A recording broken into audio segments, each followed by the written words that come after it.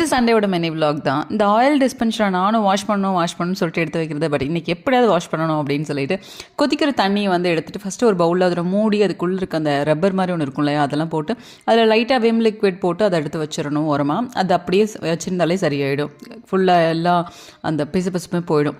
இந்த பாட்டிலில் வந்துட்டு ஹாட் வாட்டர் மட்டும் ஊற்றி நல்லா குலுக்கிட்டு ஒரு 5 நிமிஷத்துக்கு அப்புறம் அந்த தண்ணியை கீழே ஊற்றிட்டு ஃபஸ்ட்டு வந்து வெளியில் க்ளீன் பண்ணிக்கணும். நல்லா விம் லிக்விட் போட்டு வெளியில் நல்லா சோப்பு போட்டு நல்லா ஸ்க்ரப்பர் போட்டு நல்லா தேய்ச்சோன்னா சரியாயிடும். அதுக்கப்புறம் இதில் ஒரு 2 ட்ராப் அளவு லிக்விட் போட்டாலே போதும். லிக்விட் போட்டுட்டு நல்லா குலுக்கிடணும். எதுக்காக வெளியில் ஃபஸ்ட்டு சோப் போட்டு நல்லா வாஷ் பண்ணுறோம் அப்படின்னா அப்போ தான் வந்து வழுக்காது நம்ம பிடிக்கும் போதெல்லாம்.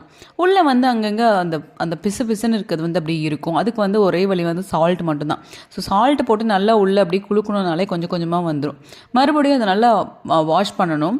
வாஷ் பண்ணிவிட்டு கொஞ்சமாக லிக்விட் போட்டு தண்ணியை ஃபில் பண்ணி ஓரமாக வச்சிடணும். அப்புறம் மறுபடியும் வாஷ் பண்ணி எடுத்தோன்னா சூப்பராக ரெடி ஆகிடும். ட்ரை பண்ணி பாருங்கள்.